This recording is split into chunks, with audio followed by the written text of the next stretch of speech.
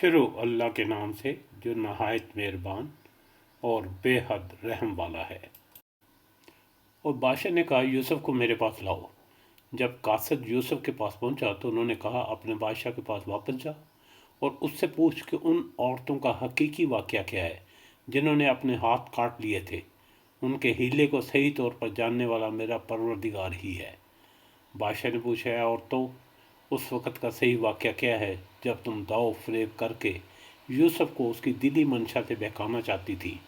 انہوں نے صاف جواب دیا کہ معاذ اللہ، ہم نے یوسف میں کوئی برائی نہیں پائی۔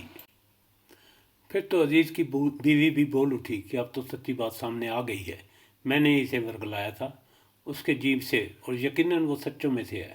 یوسف علیہ السلام نے کہا یہ اس واسطے کہ عزیز جان لے کہ میں نے اس کی پیٹھ پیچھے اس کی خیانت نہیں کی، اور یہ بھی کہ اللہ دغا بازوں کے ہتھ کنڈے چلنے نہیں دیتا۔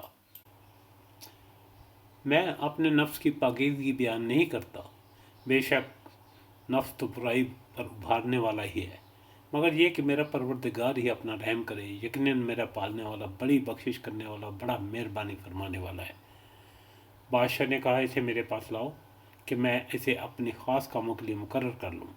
پھر جب اس سے بات چیت کی تو کہنے لگا کہ آپ ہمارے ہاں آج سے ذی عزت اور امانت دار ہیں۔ یوسف نے کہا آپ مجھے ملک کے خزانوں پر مقرر کر دیجئے، میں حفاظت کرنے والا اور باخبر ہوں۔